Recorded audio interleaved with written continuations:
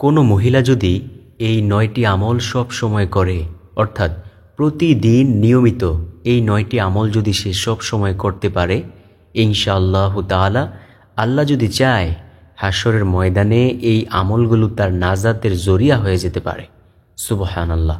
প্রিয় দর্শক, এতটাই দামি এই ৯টি আমল, সম্পূর্ণ হাদিসের বর্ণনা দিয়ে ইনশাআল্লাহ এই ৯টি আমল সম্পর্কে আলোচনা করব।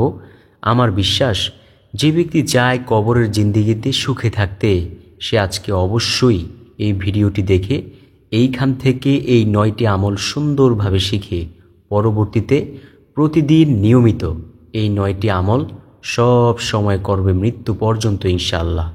প্রিয় দর্শক, নবীজি সাল্লাল্লাহু আলাইহি ওয়াসাল্লাম যখন মেরাজের মধ্যে গেলেন, তখন নবী মেরাজে যাইয়া জান্নাত ঘুরে ঘুরে দেখলেন, আবার জাহান্নামও ঘুরে ঘুরে দেখলেন। নবীজি সাল্লাল্লাহু আলাইহি ওয়াসাল্লাম জাহান্নামের অধিবাসীদের মধ্যে সবচেয়ে বেশি সংখ্যায় দেখলেন নারীদের সংখ্যা। নবীজি দুনিয়াতে আইসা সাহাবে কেরামদেরকে বললেন, ও সাহাবিরা, আমি তো গত রাতে এই মেরাজে গিয়েছিলাম, তখন আমি মেরাজে যাইয়া জাহান্নামকে দেখেছি, জান্নাতও দেখেছি। জাহান্নামের মধ্যে যারা অধিক সংখ্যায় রয়েছে তারা হচ্ছে নারীর দল। তোমরা তোমাদের বাড়ির স্ত্রী লোকদেরকে, মেয়ে লোকদেরকে এই সতর্ক করে দিও যাতে তারা ভালো করে আমল করে। প্রিয় দর্শক, নবীজি বলেন, কোনো হাদিসের মধ্যে এসেছে ১,০০০ নারীর মধ্যে ৯৯৯ জন নারী জাহান্নামী হয়ে যাবে। আবার আরেক জায়গায় এসেছে যে ১০০ নারীর মধ্যে ৯৯ জন নারী জাহান্নামী হয়ে যাবে। এটা কিন্তু আমার কোনো বানানো কোনো কথা বলছি না প্রিয় দর্শক। তাই মহিলারা সাবধান, মা বোনেরা অবশ্যই সাবধান হয়ে যান।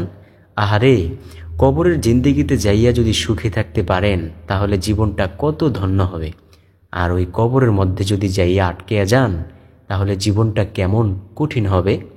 নবীজি সাল্লাল্লাহু আলাইহি ওয়াসাল্লাম ফাতিমা রাদিয়াল্লাহু তাআলা আনহুকে একদিন দেখলেন তিনি সাজতেছেন, অর্থাৎ সাজুগুজু করছেন আনন্দে। নবীজি সাল্লাল্লাহু আলাইহি ওয়াসাল্লাম তাকে জিজ্ঞেস করলেন, ফাতিমা, কোথায় তুমি যাবে? কি জন্য এত সাজুগুজু করছো? তখন ফাতিমা রাদিয়াল্লাহু তাআলা আনহা, ছোট্ট ফাতিমা রাদিয়াল্লাহু তাআলা আনহা বলেন, আব্বাজান, আমি আমার ওই কাঠুরিয়ার এক মেয়ে আছে, আমার বান্ধবী, আমি ওর সাথে দেখা করতে যাব। নবীজি সাল্লাল্লাহু আলাইহি ওয়াসাল্লাম বলেন, ফাতিমা, এই যে তুমি দুনিয়ার এই সাজুগুজু করছো, ও ফাতিমা, অন্ধকার কবরকে ভয় করো, দুনিয়াতে আমল করতে থাকো, এগুলো বাদ দিয়ে দাও। তুমি যদি অন্ধকার কবরকে ভয় না করো তাহলে সেই কবরের মধ্যে যাইয়া আমি নবীর পরিচয় দিলে তোমার কোনো কাজে আসবে না, সেইখানে শুধু চলবে নেক আমলের পরিচয়। একটাবার একটু ভাইবা দেখেন তো, নবীজি সাল্লাল্লাহু আলাইহি ওয়াসাল্লাম কি তো আমরা ভরসা করে আছি যে নবীজি আমাদেরকে সুপারিশ করবে।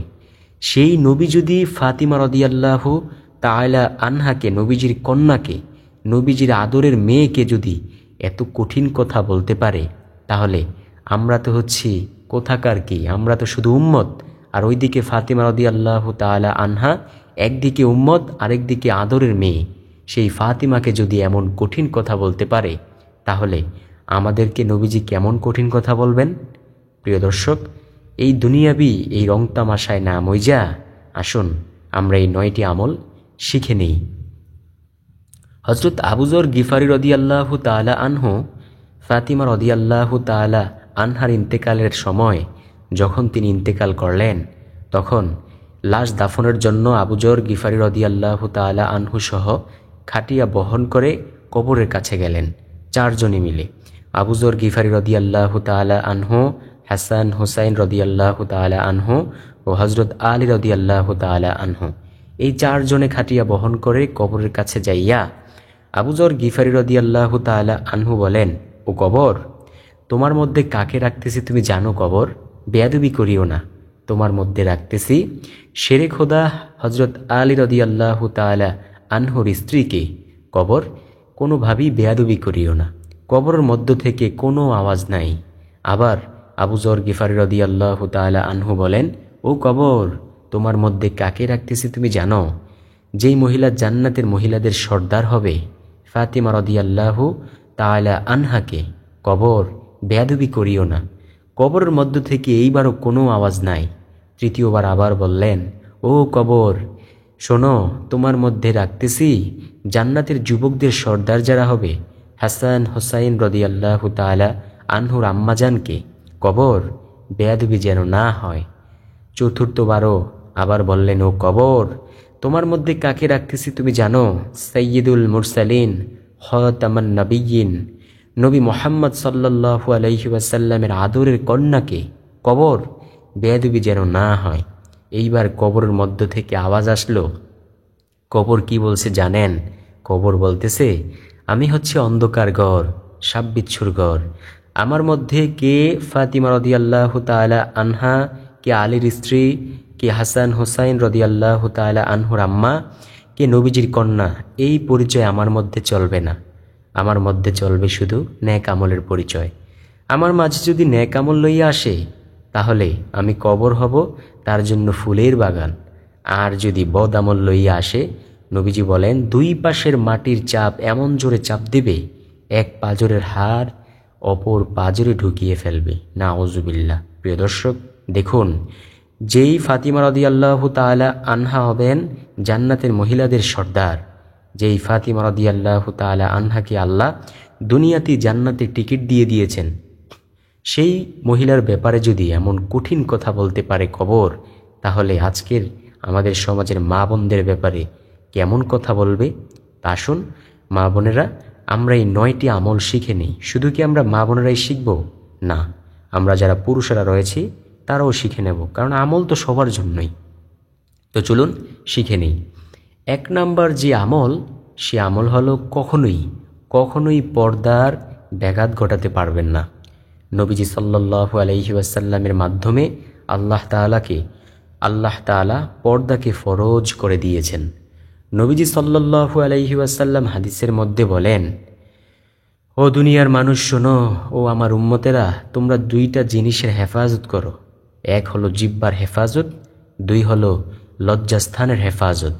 এই 2 জিনিসের হেফাজত যদি করতে পারো, আমি নবী তোমাদেরকে কথা দিলাম, আমি নবী তোমাদের জন্য জান্নাতের জিম্মাদারি গ্রহণ করব। সুবহানাল্লাহ।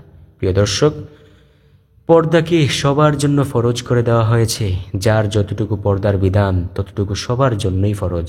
নারীর জন্য ফরজ, পুরুষের জন্য ফরজ। কেউই পর্দার বাইরে যেতে পারবে না।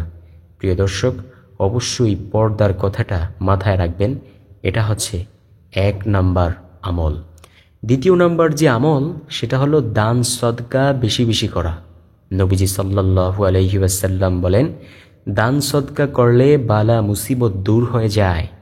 দেখুন, আপনার ঘরের সামনে, ঘরের দুয়ারে একজন গিয়ে দাঁড়াইয়া বলল, আম্মাজান অথবা বাপজান, আমাকে কিছু দাও না, আমি অনেক গরিব।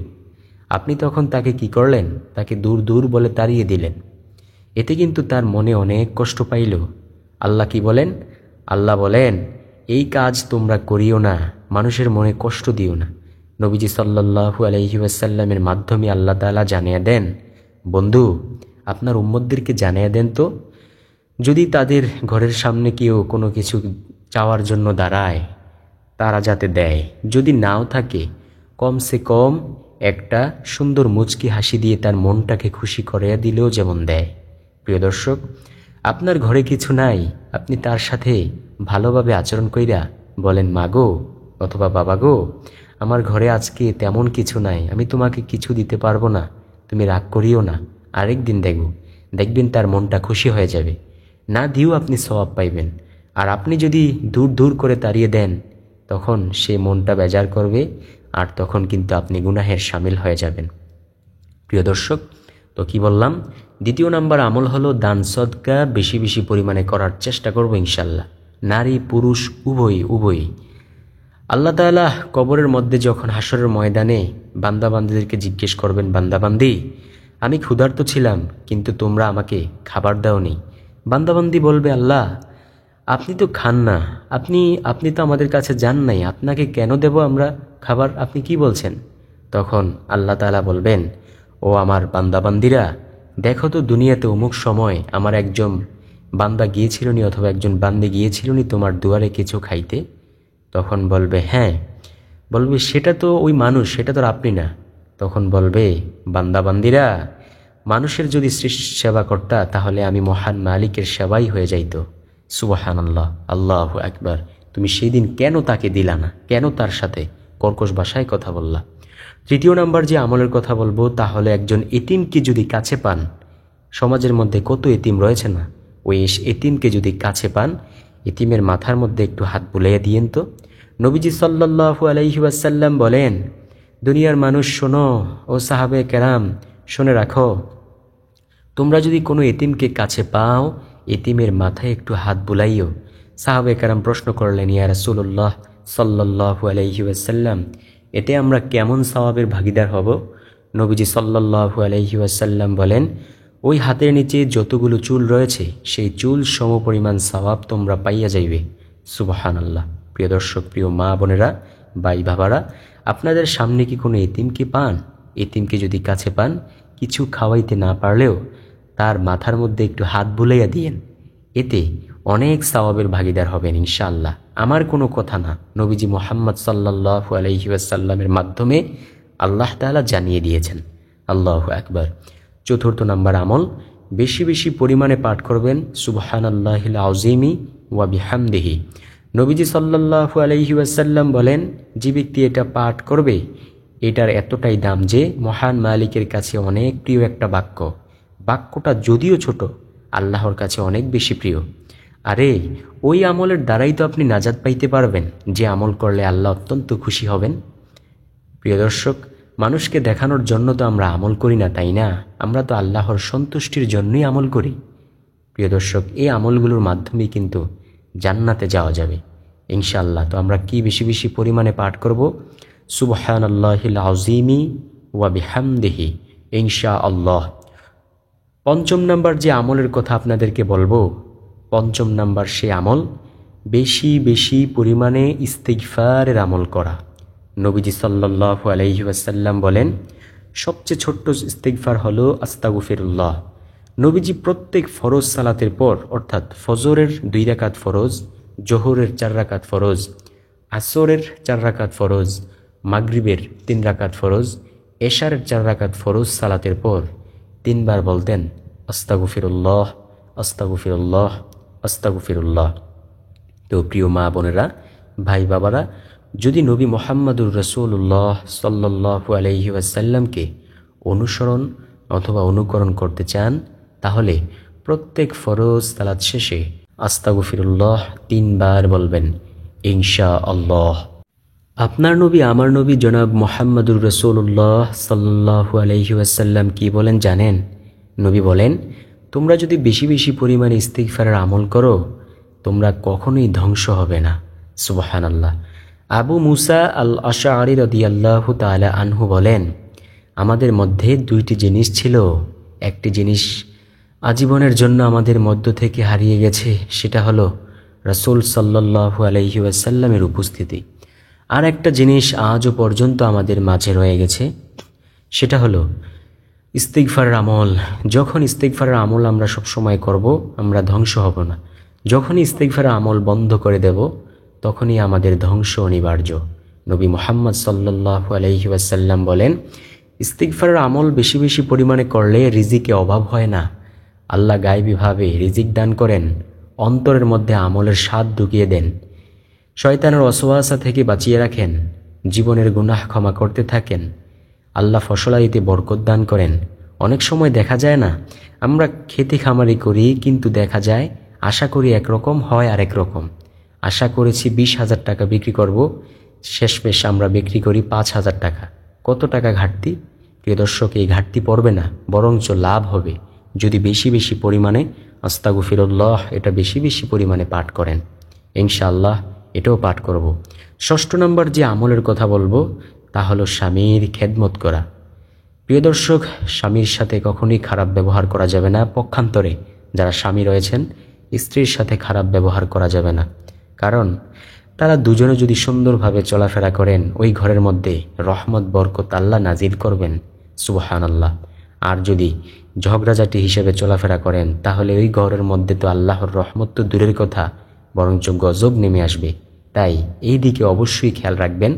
কোনো স্বামী যদি স্ত্রী যদি বলে আমার স্বামী ভালো ছিল, তাহলে ওই স্বামী জান্নাতি হবে। আবার কোনো স্বামী যদি স্ত্রীর ব্যাপারে বলে যে আমার স্ত্রী ভালো ছিল, অনেক ভালো ছিল, তাহলে ওই স্ত্রীও জান্নাতি হয়। সুবহানাল্লাহ, আল্লাহু আকবার। তারপরের যে অর্থাৎ 7ম নাম্বার যে আমলের কথা বলবো, সে আমলটি হলো সুবহানাল্লাহি ওয়া বিহামদিহি, বেশি বেশি বলা। নবী মুহাম্মদ সাল্লাল্লাহু আলাইহি ওয়াসাল্লাম বলেন, যে ব্যক্তি দৈনিক 100 বার বলবে সুবহানাল্লাহি ওয়া বিহামদিহি, তার আমলের দাম হাসরের মাঠে সবচেয়ে বেশি হবে। সুবহানাল্লাহ। আর ওই ব্যক্তির আমলের দাম আরও বেশি হবে যে ব্যক্তি এর থেকেও বেশি পরিমাণে পাঠ করবে। আল্লাহু আকবার। 8ম নাম্বার আমল, প্রতিনিয়ত দরুদ শরীফ পাঠ করবেন। কোন দরুদ পাঠ করবেন? সাল্লাল্লাহু আলাইহি ওয়াসাল্লাম। নবীজি বলেন, উম্মত, যতক্ষণ তোমরা দরুদ বেশি বেশি পরিমাণে পাঠ করবা, ততক্ষণ আল্লাহর রহমতের ফেরেশতারাও তোমাদের গুনাহগুলো বেশি বেশি পরিমাণে ক্ষমা করতে থাকবেন। আল্লাহু আকবার। 9ম নাম্বার যে আমলের কথা বলবো, সে আমলটি হলো বেশি বেশি জিকির করবেন। যেই জিকিরই পারুন না কেন, সেই জিকিরগুলো বেশি বেশি পরিমাণে করবেন। ইনশাআল্লাহ, আল্লাহ সুবহানাহু ওয়া তাআলা যদি চায়, মৃত্যুর পর অবশ্যই জান্নাতে দিয়েও দিতে পারেন ইনশাআল্লাহ। এছাড়াও এই আমলগুলোর কথায় মাথায় রাখবেন, গোসল ফরজ হলে অবশ্যই গোসল ফরজ সেটা আদায় করে নিতে হবে। নামাজ, রোজা, হজ, জাকাত এগুলোর ব্যাপারেও একেবারে উদাসীন থাকলে চলবে না। এগুলো মাস্ট বি, বাধ্যতামূলক করতেই হবে। প্রিয় দর্শক, আসুন, ভিডিওটি যদি ভালো লেগে থাকে প্রিয়জনদের মাঝে অবশ্যই ভিডিওটিকে শেয়ার করে দেই। আর একটা বিষয় হলো, যদি ভিডিওটি ভালো লাগে চ্যানেলটাকে সাবস্ক্রাইব করিয়া পাশে থাকা বেল আইকনটা বাজিয়ে দিয়েন, যাতে করে পরবর্তী ভিডিওর নোটিফিকেশন আপনাদের কাছে সর্বপ্রথমে পৌঁছে যায়। ভালো থাকুন, সুস্থ থাকুন। আসসালামু আলাইকুম ওয়া রাহমাতুল্লাহি ওয়া বারাকাতুহু।